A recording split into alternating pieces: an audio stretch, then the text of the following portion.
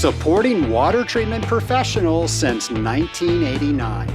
When you choose a blender, you choose a partner. At Qualichem, the blender matters because their only job is to provide solutions that help your water treatment business succeed. They're a private label formulating manufacturer that never sells directly to end users, so you never compete against them. Instead, they provide regional water treatment service companies with quality products, sales and technical support, and application-specific formulations that carry your brand. That's why thousands of professionals rely on Qualichem across North America and beyond. To learn more and see why the blender matters, go to scalinguph2o.com/Qualichem. Once again, that's scalinguph2o.com/Qualichem. At Qualichem, we know the blender matters. Attention water treatment experts. Pyxis Lab is your trusted PTSA partner. Pyxis offers not only the world's leading devices for PTSA fluorescent detection, but also provide the tracer chemical at unbeatable prices. Our ST500 series of inline PTSA devices ensures widely accurate monitoring while compensating for color and turbidity. Protect your system assets today and gain peace of mind with Pyxis Lab. Don't settle for less when it comes to your water treatment needs. Go to scalinguph2o.com/Pyxis. Once again, that's scalinguph2o.com/PYXIS. Pyxis, because water professionals deserve better.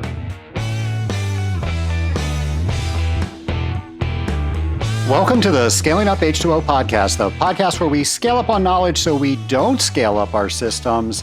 I'm the host, Trace Blackmore.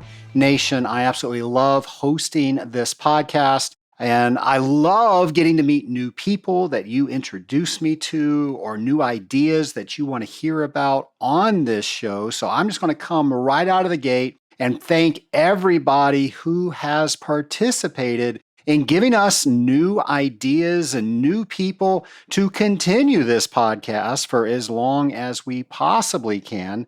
And if you've got an idea or a guest that you want us to talk to, please go to scalinguph2o.com, go over to our show ideas page, and let us know exactly what it is you want us to be talking about or who it is you want us to talk to. That's how we have almost 500 episodes of the Scaling Up H2O podcast. Now, I haven't said this in a while, but for all of you that have been listening to the podcast for a while, you know we have already surpassed 500 episodes. But for some reason, I tried to reinvent the wheel and I numbered the podcast very oddly with 0.1 and 0.2. I don't know why I did that. I never went back and redid that because that would have messed up the later numbering. So if you ever do a podcast, just number them 1, 2, 3, 4. It doesn't need to get more complicated than that, but it's one of the lessons, one of the many lessons that I've learned over the past 7 years doing this podcast, bringing the Scaling Up H2O podcast to the Scaling Up Nation. And as I said, officially, we're going to pass episode 500 this year. We've already done that, but you all know, we've already had that conversation. I do absolutely love hosting this podcast. And one of my favorite things is to go to a conference and hear what you get out of this podcast. Now, right now, as I am recording this, I'm in my office, I am in front of a microphone, and there is nobody else around. And I'm hoping people will listen to this podcast, and I know they are. I know they're listening 20,000 strong.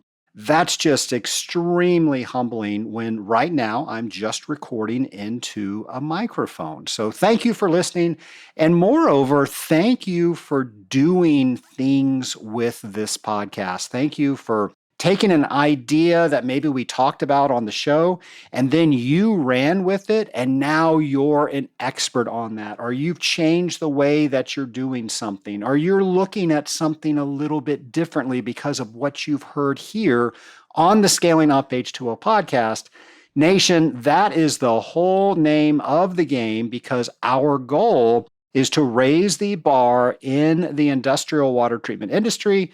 And we do that by introducing new thoughts, new ideas, new ways of doing things. And then you get to decide if you're going to apply those things. And I hear from Scaling Up Nation members all the time that you're doing that very thing.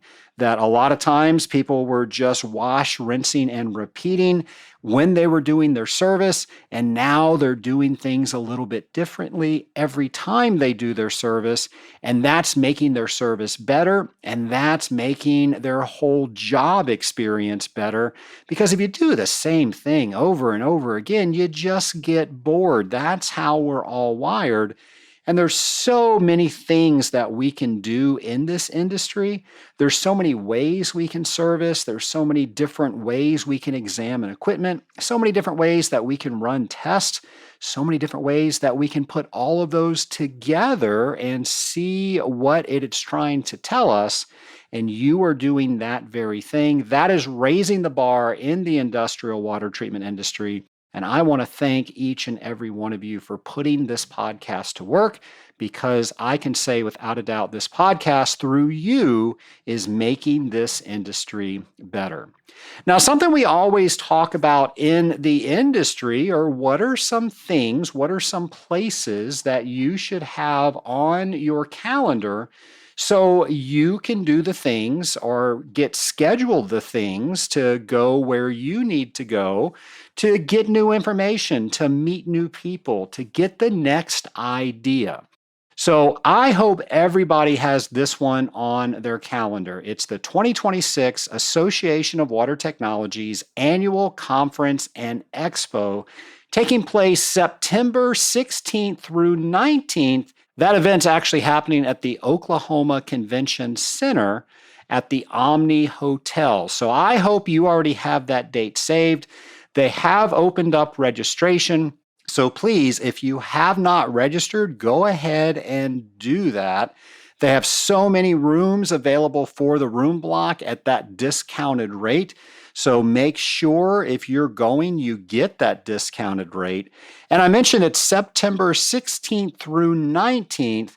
Well, if you are a business owner, you want to go ahead and schedule September 15th, and that is the business owners meeting. And if you are a business owner, take advantage of this, because the business owners meeting tries to give you a concentrated dose of new ideas, new ways to think about things, what's going on in our current environment, and then you're able to talk to other water treatment business owners. It's one of my favorite things in the AWT conference setup, and it's taking place the day before the conference starts. So make sure if you are a business owner that you are signed up for that. I promise you will not be disappointed in that. And the other item that I want to mention is taking place the entire month of August. It is Legionella Awareness Month. Now, Nation, we started doing this during COVID, and we did it because nobody was going to any conferences. They had shut down all of the conferences, and there was still information that needed to be received from all the people that had the information. And we wanted to make sure we were giving a conduit to the people that had the information, to the people that needed the information. And that's where Legionella Awareness Month started. Since that time, it has become some of our most listened to episodes, some of our most shared episodes, and some of our most re-listened to episodes. So that's going to take place the entire month of August. So just like normal, every Friday, we're going to have a brand new episode for you, but it is going to be themed, like it always is in August, around Legionella and other waterborne pathogens. So you are getting the best and newest information about what's going on in the world of Legionella and waterborne pathogens.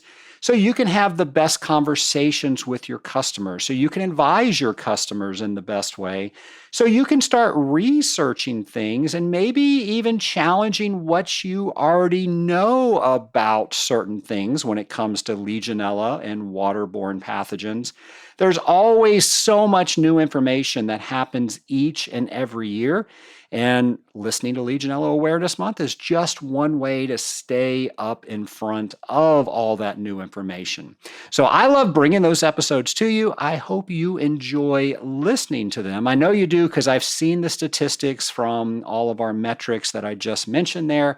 So please look forward and listen to every Friday in August for a brand new episode on Legionella and waterborne pathogens. The last item that I'm going to mention is another item put on by the Scaling Up H2O podcast, and that is the hang. We have our next hang July 9th, and that is going to be at a different time this time.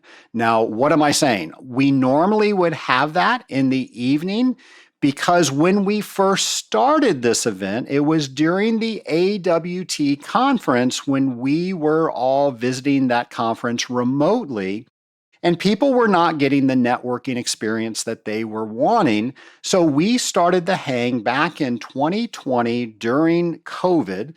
And during that time, we had a hang each and every night of that event. We had about 200 people join each and every night, and people were getting their network fix.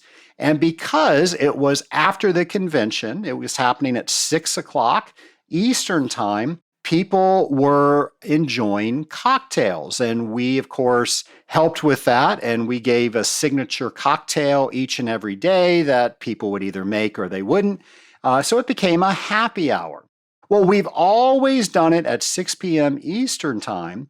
And we just recently started doing surveys. And thank you for everybody that's attended the hang. And thank you for everybody that's done a survey about the hang, because we were asked to move the time of the hang from 6 p.m. Eastern time to 1 p.m. Eastern time. So go ahead and mark your calendars. People say they would be able to attend if it was earlier in the day. So we heard, we listened, and we did exactly what you asked us to do. So mark your calendars for July 9th at 1 p.m. Eastern time. Go to scalinguph2o.com/hang. You can register for the event. It is a 100% free event. And when you are there, you are going to hear some current events. You're going to meet some new people. We have designed the hang so you are guaranteed to meet people you have not met before in this industry, and maybe even solve an issue that you are having, or maybe you can solve an issue for somebody else.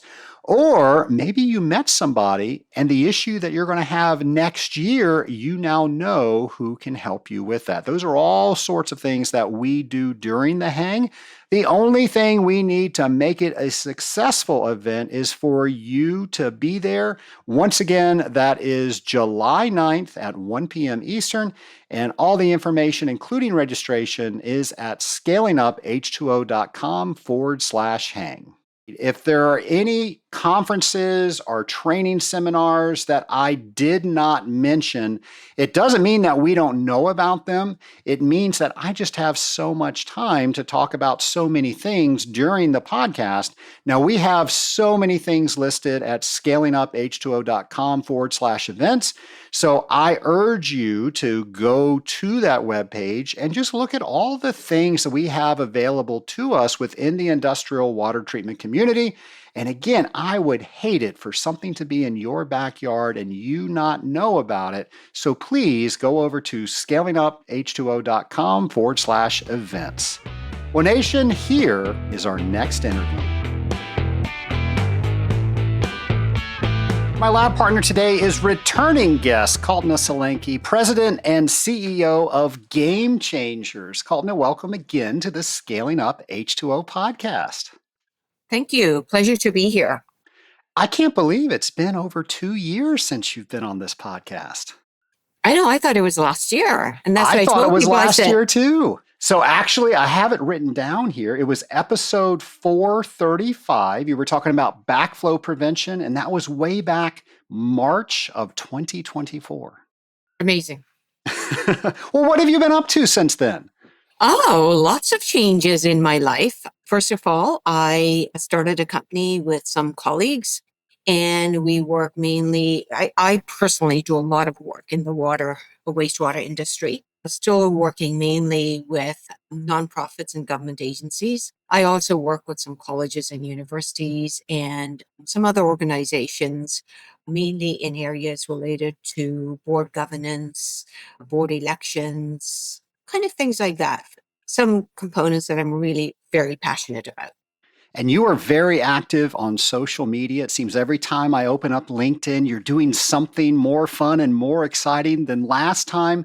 Tell us about some of the organizations that you're involved in because you have a lot of fun as you're involved with them. It seems like you're always doing something interesting.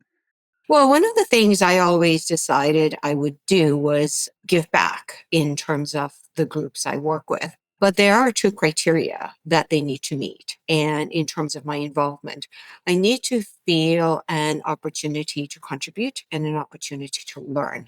And I feel like I really need to have that. And so with every group I've been involved with, and right now I'm on the editorial advisory board for Water Canada, which is Canada's preeminent water industry journal. And I'm also on the board as a trustee with the Water Environment Federation, the world's largest water organization. Uh, with both groups, lots of opportunities to learn, lots of opportunities to contribute, very much focused on the industry in the water sector. Well, Kalpna, for members of the Scaling Up Nation that might not have heard your earlier episodes, do you mind introducing yourself to the nation? A lot of people don't know this about me, but I was actually born in Livingston, Zambia. And so, in terms of my water story, I've always been fascinated by water. And one of the things that my family would do every weekend, we would go take a walk by the Zambezi River and go visit the Victoria Falls. We did that every single weekend, usually every Sunday. I'm very fortunate that I grew with an abundance of water. So I think that really resonates with me, like the whole aspect of water and water availability. And what was interesting also with regards to the Zambezi River, it forms a boundary, a natural border between Zambia and Zimbabwe. And I went back and forth between the two countries quite a bit because my family lived in Zambia, but my mother's family lived in Zimbabwe. And so I'm very familiar with both countries, and it involved crossing the Zambezi River to go from one country to the other. But then in when I was about 10, 11, I then moved to London, England, which is where I went to high school and lived very close to the Thames River. And once again, an abundant water source, not really the most pleasant water to drink.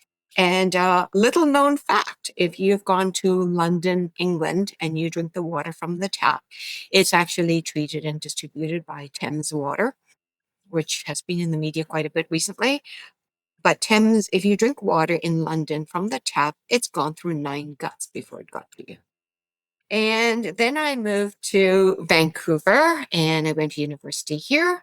And I'm looking out there. I can look out at the inlet there with the ocean. And we've got the Fraser River with its delta. Once again, abundant water. I look across from where I live and I can see the mountains where the watersheds are. And we are very, very fortunate to have a pristine water supply. The watersheds here are protected. There is no swimming, fishing, boating in the watersheds. And that's one of the reasons why we have such wonderful water. So that's just a little bit about me in terms of my background. You're very involved with the Water Environment Federation. Can you tell the Scaling Up Nation a bit more about that organization? So the Water Environment Federation is the world's largest water organization. And it works mainly, sort of, kind of just works in everything related to water, with a big focus on wastewater. And we'll talk about that a little bit later on, about I call it a misnomer in terms of wastewater. But one of the things that I would say I'm really, really excited about with regards to the Water Environment Federation is the conferences it has, like WEFTEC, which is probably may very well be one of the world's largest water-related conferences. Last year, we had 24,000 delegates in Chicago. And what was also launched last year, everyone talks about AI and what the Water Environment Federation has done, because there is such a big link to water and AI in terms of the data centers that are needed to power AI. And so last year in Chicago, WEF launched the Water AI Nexus Center for Excellence, looking at the two-way relationship in terms of how can AI help make things better, more efficient in the water industry.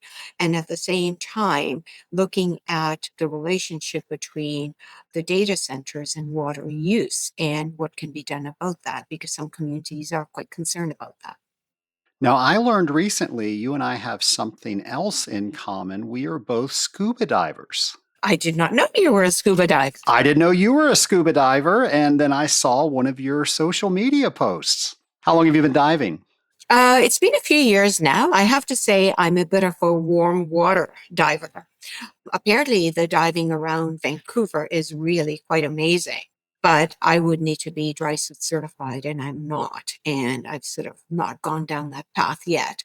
So I got certified in the Cayman Islands, and most of my diving has been in warmer climates where I can get by with just a stinger suit. Well, I am an instructor and I'm also a dry suit instructor. So maybe we can make that happen. That would be amazing because I've been told like the ocean life around here with nudibranchs and so on is really quite phenomenal, but I've never seen it. Well, some things have changed for you since the last time you were on the podcast. Can you tell us what you're doing now? So, in terms of the work I'm doing now, I started a company called Game Changers. So, depending on the client, a team member will work with the client based on their expertise. In terms of my specific role, I'm working primarily with nonprofits in the areas of board governance and board elections. But with government agencies, I'm mainly working with water utilities, and that is kind of a bit of the area of my focus for our podcast today. Well, one of the things you're doing now is work with standard operating procedures, competencies, and performance. Just so we're on the same playing field, what exactly is an SOP? So, an SOP is basically a documented process and provides protocols that outline clear instructions on how to perform specific tasks or activities within an organization. So, where I am working right now, I've been very, very fortunate to have been given a lot of leeway. I'm working with the Capital Regional District, and I'm working primarily with water operators, and specifically right now with water distribution teams. And so, really looking at everything in terms of installation of new water mains, flushing of water mains, dealing with customer complaints, installing water meters, taking water meter readings, all sorts of different components related to water within the Capital Regional District that provides more than 400,000 people with drinking water. Now, normally a company will write a standard operating procedure to make sure that people don't forget the stupid stuff when they're out there doing the work. But you're doing a lot more than that. You're putting it together with competencies and performance evaluations. Can you tell us about that? So one of the things I find with a lot of organizations, they sort of go, okay, we need some SOPs, and they'll put them together. Sometimes the SOPs are put together by managers, and they might have been in the field at some point, but they've been out of the field for a while. So that is kind of one of the things we've been involved with is getting the people in the field to work with me on developing these SOPs. But then the other thing is that, so we've got these SOPs. The SOPs tell you about, provide a guide to ensure consistency, quality, and compliance in operations. One of the things we've really focused on also is putting a safety aspect with regards to SOPs. So then how does that interact? How does that lead to competencies? So we talked about how SOPs are documented processes in terms of how to perform specific tasks or activities. When it comes to how that leads to competencies, competencies refer to the knowledge, skills, abilities, and behaviors that employees need to perform their job effectively. So it filters down into the competency component. They're often outlined in job descriptions and may be used to assess a person's ability to get the work done. So it could be like an SOP might say, this is how you do a fire hydrant tear down. And the SOP might say something like, does the person know how to do this fire hydrant tear down? And it'll be a yes or no answer, basically. So it's been really interesting going back and forth, working with the team in terms of, well, we've got the SOPs, we've got the competencies, and I'm very lucky on my team is Canada's foremost experts on competency frameworks. It's been a pleasure working with her. I'm learning a lot too. And so then how does this all lead into performance evaluation in terms of where the gaps are? And I'm looking, when I talk about performance evaluation, I look at this as a two-way process, not just managers saying you did this and you did this and you don't know how to do this. It's also an opportunity to go through the competency form and kind of go, well, okay, you know how to do this. You don't know how to do this. Let's see how we can get you the training to do that. What other resources do you need to be able to complete this? So the performance evaluation process is for assessing an employee's job in terms of can they do this work based on the predefined standards, which include SOPs and competencies. Now, I bet a lot of companies out there have SOPs. They're probably exactly like what you said. They were written by somebody that was in the field, maybe years after they've been removed from the field. And a lot of times they don't go back to make sure that they're actually working. They're the way that the company meant for the task to be done. How do you recommend that there is an alignment with what people are actually doing, how they're doing it, and the SOP is really matching that? So, one of the things we've done, because I've seen this with a number of organizations, first of all, SOPs have been written by managers who may have been out of the field for a long time. Secondly, SOPs may be really dated.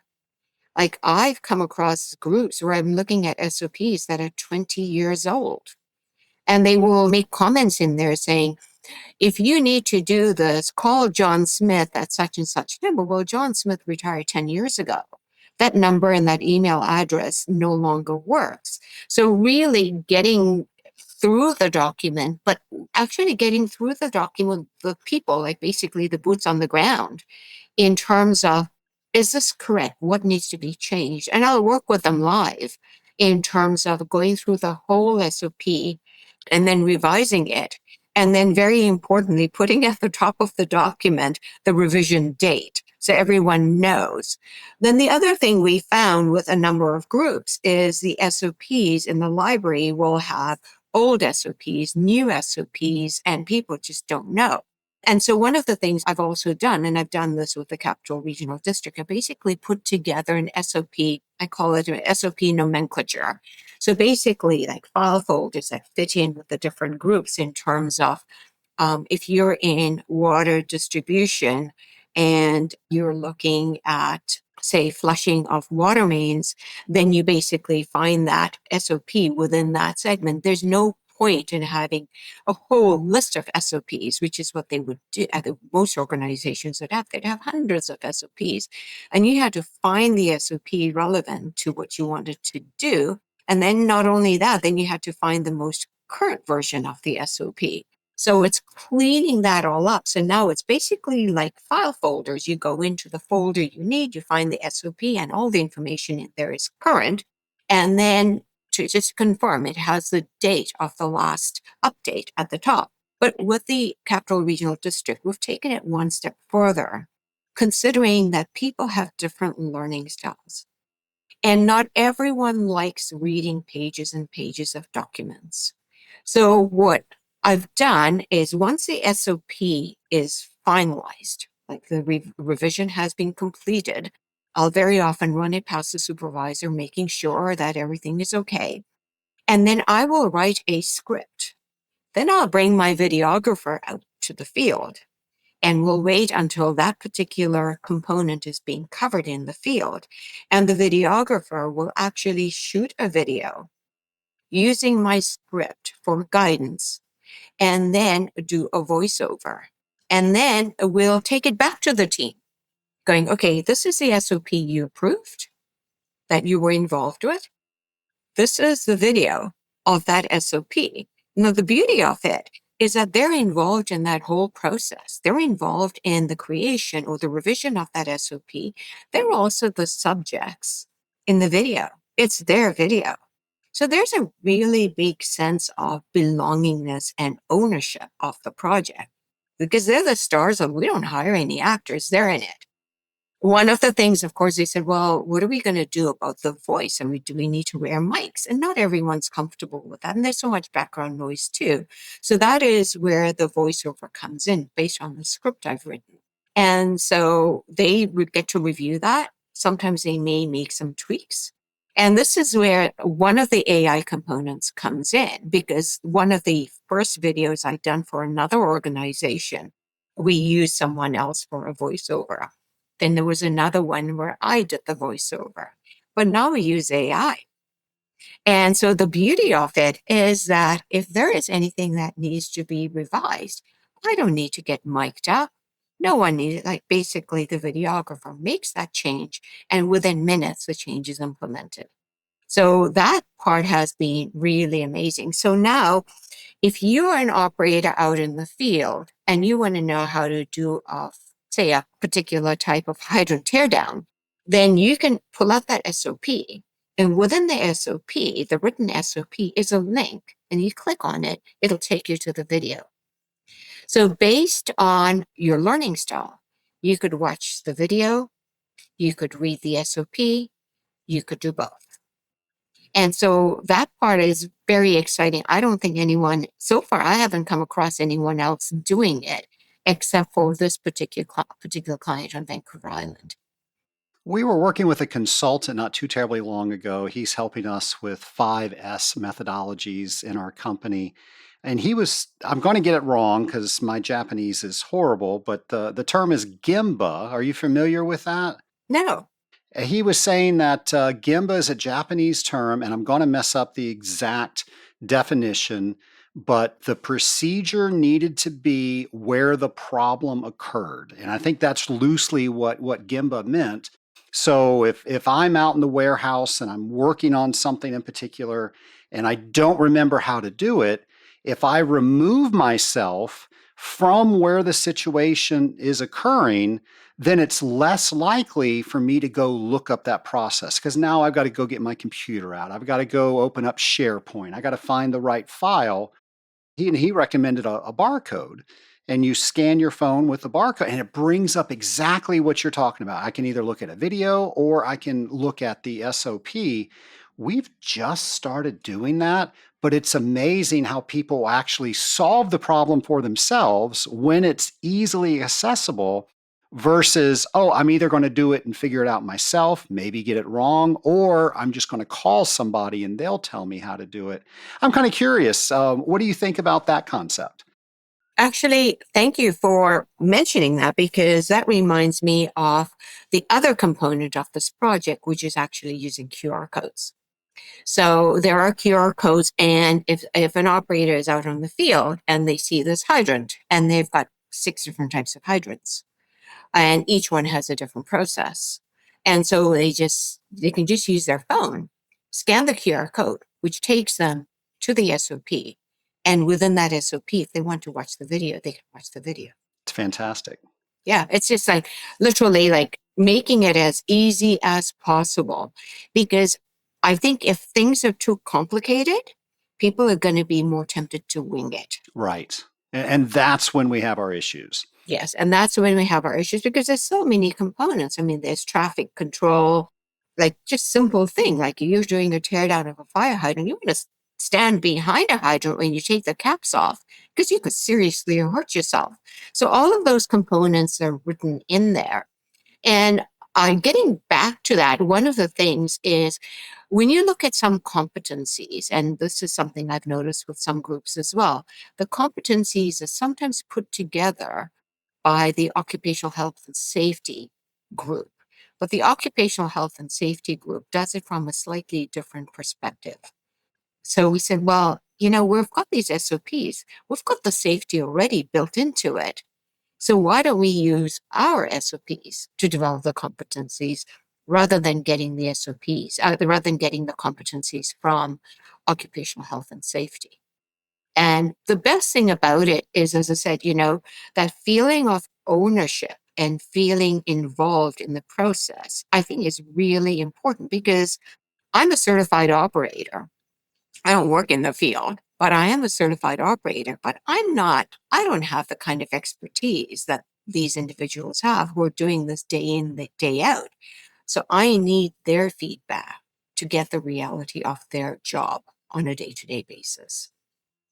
So when you start working with the company, what does that look like? What's your process? What do they need to give to you? How do you review it? I'm curious. How does that work? So one of the things was, first of all, looking at their SOPs and getting a feel for it in terms of, well, how dated are these? What's missing? So quite often I'll work with the supervisors or the management on that in terms of the SOPs that are currently available. But then sort of really dividing up the SOPs between the different areas because there's water distribution, but within that there could be construction, there could be other components, there's water treatment. So dividing up all those SOPs within those areas and really going through them in terms of which teams do I need to work with to update them, because there's no point in me bringing in someone from water distribution if I'm looking at an SOP that's related to water treatment, or if that's an SOP related to wastewater collection or wastewater treatment. So really just dividing things up so that I have the appropriate people to work with me on the appropriate SOP. Because once you get the SOPs done, that is when my team member can actually take the groupings and then work with the competencies and the other components. But I think one of the first things is really looking at the SOPs, dividing them up, putting them basically into the various buckets. And then one of the things I've done with the CRD, it's like, well, a number of these need improvement. They need to be revised. Which are your priority ones? And then we just move them to the top of the list and then been working on them probably for about the last year. So once you have the SOPs, how do you make sure that they're matching the competencies? What's that process? So once we have the SOPs within a certain area, so say the one we worked on recently was main upgrades. And there's all kinds of different components there. In terms of main upgrades, it's got water main installation, it's got pressure and leak testing, preliminary flushing, final flushing, disinfecting of water mains. So all of those components, I basically then send them to the competency person. And she goes through it and puts together the competency framework that is specific to main upgrades. And then that would be a document that I would use to hire for that position and evaluate when somebody's hired? That would be more for someone who's already in that role. And you basically go through, like, say, an example is I should just mention there are two components. There's technical competencies, there's also leadership competencies. So if we look at main upgrades, the technical competencies, say, number one could be something like material handling, contamination control, and damage prevention. And then it actually outlines which SOPs are applicable. And then it has behavioral indicators, which are basically checkboxes. So it could be things like ensures pipe arrives on site with end caps and maintains capping and covering to prevent contamination during storage and stockpiling. So those are just some of the questions that are asked. And this is a checklist that a supervisor would go through with an operator. And they would just tick off all the boxes. And any boxes that are not ticked off, that tells the supervisor right away this operator needs some upgrading, needs either mentoring or needs courses related to the ones that have not been ticked off. Now, you mentioned performance appraisals earlier. How do all three of those documents work together? So this is where that is that competency form where you can go through and you kind of go, especially if someone's been doing in a role for a while, you can go through that and look at what they're capable of doing and what they need help with. That part is actually more for people that are already in the field. But then there's another part, and we've got this starting up again tomorrow. So I've also developed exams for them. So I've developed application exams. And the beauty of it is that these application exams, so there's about close to 20 people writing the exams between Friday and Monday. So they'll be split up between the 2 days. And there are multiple choice and short answer questions on these exams, and very much related to working at the organization. And these exams are remotely proctored. So you don't have to accommodate 20 people coming into your office. They're remotely proctored. And then we get notification that the person has completed the exam. And then some of the short answer questions will be, for now, completed by a human. Ultimately, the goal is to have those marked with AI tools, and then the human will just review them very quickly. So instead of spending 15, 20 minutes marking each exam, they'll just review it and spend maybe 2 or 3 minutes confirming that the information is correct. And that is going to be used as part of the hiring process. Now, with everything that you're mentioning, what impact does that have on culture?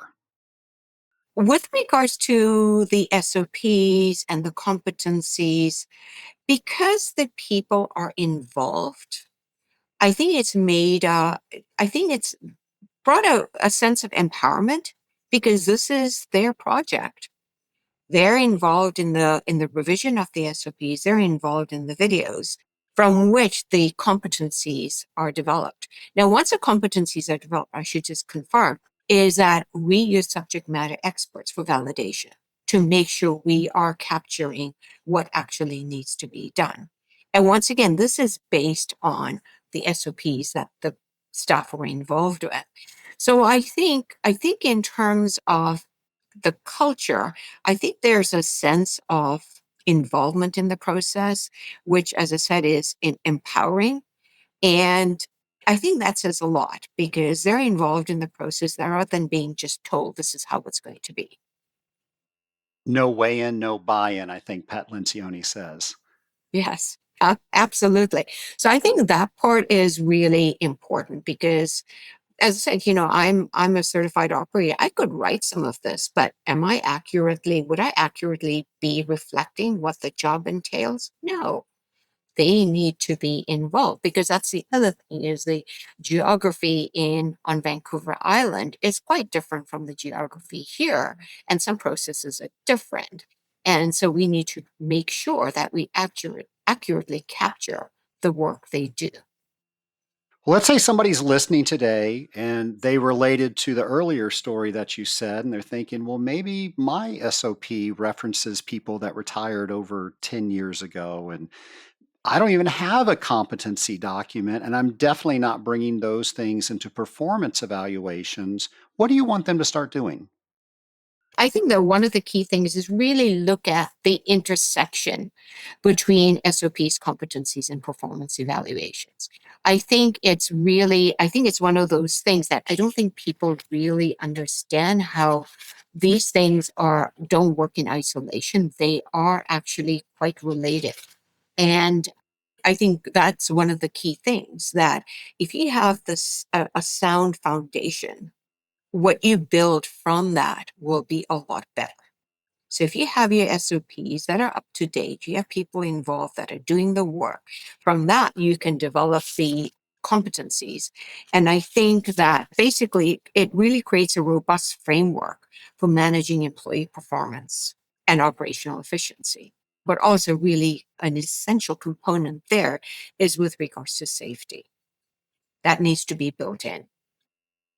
Well, Kalpna, it's been great having you on the podcast one more time. I'm sure there's going to be time number three, but I'm not quite done asking you questions yet.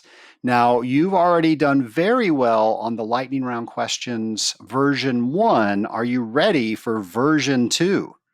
Absolutely. All right, so lightning round, round 2 question number 1. What would you say your superpower is?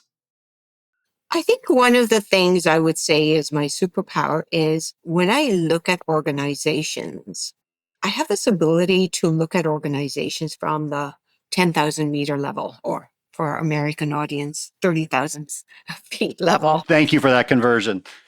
And looking at organizations and thinking about the possibilities. That's, I think, one of my superpowers. So I look at that. And one of the places I worked at was I came in, it was a 50-year-old organization, just somewhat floundering. And I looked at it and I go, wow, this is amazing. Think about what we could do. But the other thing also was I have my vision. Now, how do I get people on board, the board directors as well as staff members, and really working with them, having the two-way conversations in terms of the possibilities and the strategic planning in terms of this is where we are, this is where we could be. How do we get there together?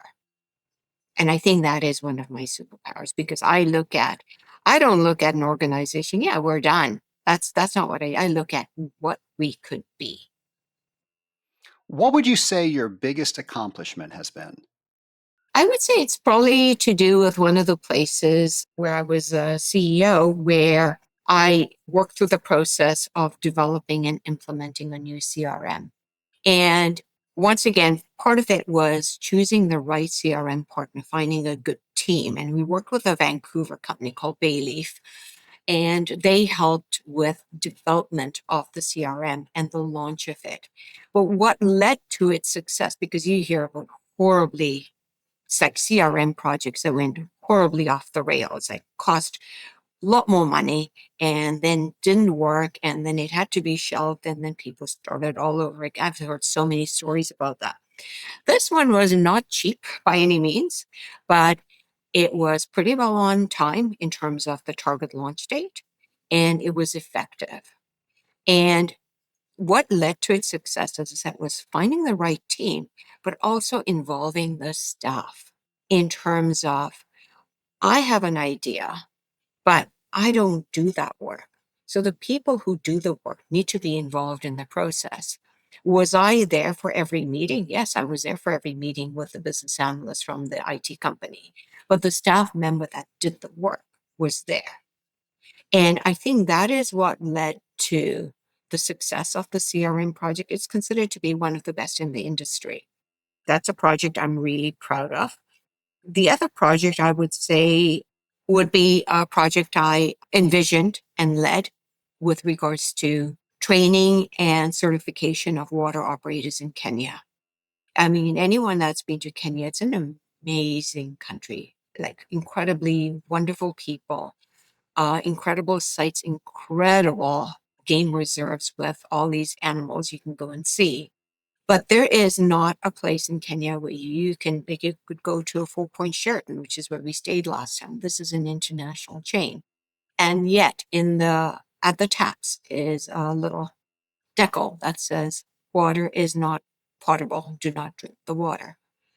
And so obviously there's a gap there because they do have training schools, but something isn't working when there isn't anywhere you could actually safely drink water. So there was this project, and I partnered with Water Professionals International and my team at Game Changers. And we took a team out there to train water operators and get them certified as professional operators. So that was a really significant aspect in terms of our ability to effect change in a country that has issues with access to safe drinking water. If you had a magic wand and could change anything in the world, what would you change? I'm going to stick to the water industry, and I'm going to actually bring in the vision statement that is from the Water Environment Federation. And the vision statement, it really resonated with me the first time I read it. And the vision statement from the Water Environment Federation is life free of water challenges. That's it. Like, imagine if we could have that. We have the capability to do that. And yet, so much money on is frivolously spent on so many other components. And yet, you see so many parts of the world where people don't have access. Billions of people don't have access to safe drinking water or wastewater management. I said, I've been very, very fortunate living in countries where I have had that abundance of water, but also safe drinking water. During my travels, I've noticed that that's not always the case for a lot of people. So, a life free of water challenges, that would be something to aspire to. It's a great use of that magic wand. My last question, what are the books that everybody needs to read this year? I picked out five, and I'm going to start off with this one. And I took a program through Harvard, and I got my certification in strategy. And this is a book written by one of the instructors, Clayton Christensen, the late Clayton Christensen. It's a book titled How Will You Measure Your Life? And it's a really interesting book because he talks about his insights with family, friends, colleagues. But it's a very good book in terms of grounding, in terms of, well, how will you measure your life? And he talks about high achievers and how some have gone astray and just some of our core values as human beings. So that's one book, How Will You Measure Your Life by Clayton Christensen. Another one is Scale by Jeffrey West. And it basically, the title, it just says under Scale, it says the universal laws of life, growth, and death in organisms, cities, and companies. And basically, the laws apply to human beings and other living organisms, but also cities and companies. So I thought that was quite interesting. The third one is Bounce Back. I got to meet him, and he was the keynote speaker at WEFTEC last year. This book is written by Staff Sergeant Travis Mills. He's from the US Army, he's retired. And this is phenomenal in terms of basically telling you, like, get a grip, your worst day is nothing compared to what this man has encountered. And yet it's just an incredible story of resilience because he's a quadruple amputee. And yet he finds humor in everyday situations. He is just an incredible role model. And then he has also founded the Travis Mills Foundation, which helps other war vets, because that's sometimes that I think it's just most countries basically have people who fight for the country and go out there, and yet when they come back and or they retire or they're injured, they don't always have the resources necessary to overcome the obstacles they may face. I have another one by a famous Canadian author, and it's by Margaret Atwood, and it is titled A Book of Lives, a memoir of sorts, and it's actually her autobiography. And she's extremely witty. And I read a number of her books, and so it was nice to start read. I haven't finished it yet. I'm about halfway. Read about her background with her family, just in terms of what she has accomplished. She's in her 80s now, and what she has accomplished as an author. And then the last one I have, and so this is a bit unusual because normally I have two books going at a time. One's fiction, one's nonfiction, but this time I have five nonfiction books. The last one is The Practitioner's Guide to Governance as Leadership. And this was a book that was recommended by the WEF's current board chair, Keith Hobson.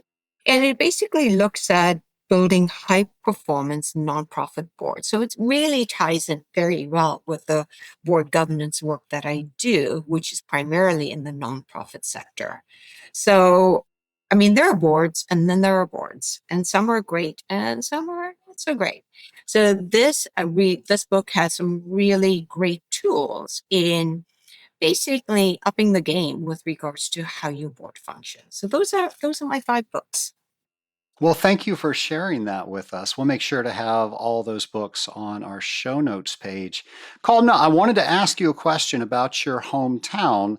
So, we were recently in Vancouver. We came back from the cruise port from an Alaskan cruise, and my wife, son, and I were walking from the port trying to get some sights, and you told me I walked right over a wastewater facility and had no idea. Please tell us about that. I This is one of my favorite facilities because I find it so fascinating. And I've actually written about it. So when you come into the cruise ship terminal, to the east is the convention center, the original convention center where the cruise ship terminal is. Just to the west of it is a convention center west. And under that convention center in the basement is a full scale wastewater treatment facility. What it does is it actually captures all the wastewater from the washrooms and the urinal, from the toilets and the urinals in that facility, but there are also restrooms there. And so it captures all that wastewater. It gets treated in the basement, and then kind of the slurry of the solids then gets discharged to municipal sewer. But the effluent is then it looks like my drinking water. You cannot. It looks completely clean. The treated effluent gets reused for flushing the toilets again, and then also is used for irrigation of the rooftop gardens.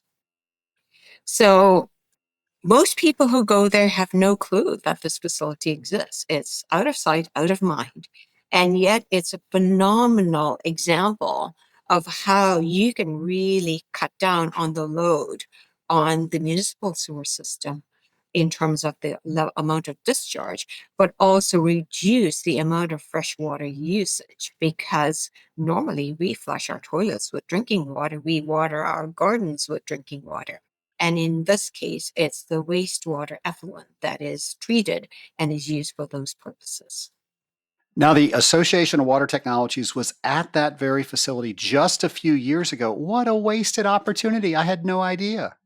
Well, if you're ever here again, let me know. I have some connections there, and I've actually coordinated various tours. They're quite happy to showcase what they have there. And I really think this is the future because, you think about, we talk about wastewater, but it's not waste really. It's a resource. There's all kinds of things in there. There's biosolids that can be used for agriculture or landscaping. The effluent can be used for irrigation or flushing toilets. So all of these things, and it sort of in a way kind of relates to, and I talked about the AI water nexus, but you think about these data centers that are just proliferating all over the landscape, and they have tremendous water needs. And some of this effluent that's treated could very easily be used for that. Well, Kalpna, thanks again for coming on the Scaling Up H2O podcast. You're always a wealth of knowledge and so much fun to interview. Thank you very much. It's such a pleasure being here again.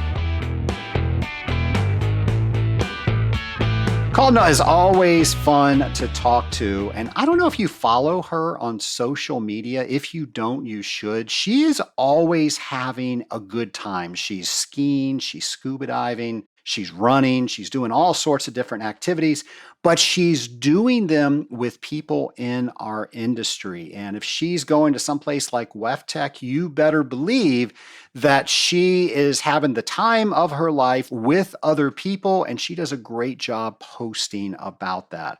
Nation, I tell you, not everybody is an extrovert, but everybody should be able to have fun during an event like that. And if you need some pointers on how to do that, she is the master. So look her up on LinkedIn. I think you will enjoy following her as much as I do. She really knows how to make the most out of events. And Kalpna, I really want to thank you for coming on the podcast again. Nation, you might remember she was visiting us back on episode 435 talking about backflow prevention. And I have to say, we received a lot of great feedback about that. And if you're into backflow prevention, that's what you do as a job, you talk about that all the time. But a lot of us are dealing with other equipment, and that episode allowed us to have a conversation about backflow prevention to our customers. And a lot of times that's neglected. It should be on some sort of service schedule, it should be inspected on a regular basis, but sometimes those things get missed. And when you have conversations like that with your customers, it shows your customers that you are in the know. And it also shows them that you have their best interest in mind. This is something, backflow prevention I'm speaking of, that we don't normally do in our industrial water treatment practices, but every one of our customers have them. So we ask the question, what kind of service do you guys do? Is it getting regularly inspected? That starts a conversation. And we actually had one of our customers that fell off their radar. They didn't get fined because nobody caught it, but they were able to fix it before it got caught. And luckily, it wasn't malfunctioning. There wasn't any issues, because you're going to get caught if, one, it falls off your radar, or two, it creates a problem because it's not working. Luckily, neither of those things happen, but they were able to fix it because of that conversation. And when I say fix, all they needed was an inspection. So they were able to schedule that, and we became the heroes of that conversation. Now, Kalpna was talking my love language today. I love SOPs, standard operating procedures. My first job was McDonald's. Well, my first W-2 job. I was 14 years old and I worked at McDonald's. And I have to say, I can only imagine it was very different in the 90s than it is now. I remember I had to wear a tie. I remember that we had to look in the mirror before we were in front of customers. So we had to check ourselves, and there was a model, a male model, a female model, and we had to make sure we looked like that. Our tie was tied a certain way, it went down a certain length. Things were tucked in, there were no stains. And we had to walk by that mirror before we went out to see customers. And if we didn't look like that, then that was something we were supposed to fix. I have to say, it's been a while since I've been to a McDonald's, but the last time I've been to a McDonald's, I don't think they have that mirror anymore. They're wearing t-shirts. I think they're lucky if they can get people to fill shifts, and that's unfortunate. And I say it's unfortunate not because I think everybody should work in fast food. I do think everybody should work in some sort of customer service job at one point in their life. And for me, that first job was in fast food. That job taught me how to deal with people when they were complaining about something. It taught me that they weren't complaining about me, they were complaining about a situation, and I could be the conduit to helping solve that situation. Now, I had no power at all at 14 years old, but I could get the manager, and I could make sure that they knew that I was on their side. And again, I think McDonald's back then was very different because that manager, his name was Dwayne Gibson. He was a great guy. I don't know if he listens to this podcast or not, but Dwayne, you were my first real boss. And I know you put up with a lot with a 14-year-old, but I learned so much from your work ethic and also how you dealt with your team members and customers. And I saw you befriend so many customers that, they didn't ask for pickles and there was pickles on their burger and they were irate about that. Folks, we have to have better stuff to complain about. But that happened so many times, and Dwayne was just remarkable. He said, hey, we messed up. I accept that. We're going to make it right for you. And then normally he would do something extra. So he wouldn't get them back to just even. He would say, we're below even because you had to come in here and you had to complain. You had to do something extra to get what you originally ordered. So I'm going to do something extra. And he would throw in an apple pie or something like that. You guys remember those apple pies? You would bite into them and they would be 4,000 degrees. I don't know why, but they were that hot. That's how hot we kept them. And they don't make them like that anymore. They are not the same, but they were these fried pies. We put them in the fryer and they just stayed incredibly hot until you got third-degree burns all inside of your mouth. But normally that's what he would give just to say thank you and an apology.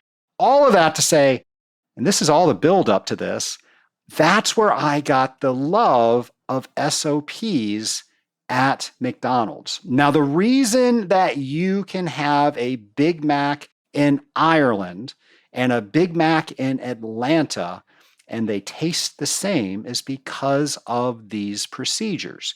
There are specific ways that they do each and everything, from how they put the patty placements on the clamshell grills to how they take out the trash.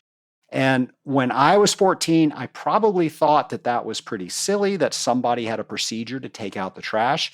Now, being a business owner, I realize how important procedures are, because that allows us to be the complete team that we are and do it the way the company does what they do. And that allows the company to sell to customers their way. And if we're all doing it different ways, well, there's no way for the customer to expect a particular way. And now Kalpna is taking SOPs to a new level. And I just think that that is awesome. Now, we're going to have all of her contact information on the show notes page. So if you want to look in a little deeper to the things that she's doing, I think you will be glad that you did. And once again, we'll make that as easy as possible, because all that information is going to be on the show notes page. Now, this is the second time that Kalpna has come on the Scaling Up H2O podcast, but Kalpna was originally introduced to me by a Scaling Up Nation member. Now, would I have met her at one of the trade show organizations or conferences? I don't know. But I know I met her because somebody listening to the podcast thought that she was somebody that I needed to meet, somebody that we needed to bring on the podcast. And that is how we have a show. Now, there are lots of people and lots of ideas that I want to bring on the show. But Nation, if you are just relying on me to bring you content, we're going to run out probably within the next year or so. So you have all been great over the past years, helping me with content and guests. So I started the show with this. I'm going to end the show with this. If there is a particular topic or a guest that you want me to talk to or talk about, please let me know who or what that is, and we will get that on our calendar. Nation, thank you so much for listening to the Scaling Up H2O podcast. And as always, we'll have a brand new episode for you next week of the Scaling Up H2O podcast. Take care, folks. No more going it alone. Feeling isolated in your professional journey? The Rising Tide Mastermind is here to change that. Connect with a supportive network of professionals who understand your challenges and are committed to your success. Don't be an island. Consider joining the Rising Tide Mastermind. Go to scalinguph2o.com/mastermind. Once again, that's scalinguph2o.com/mastermind to find out if the mastermind is right for you.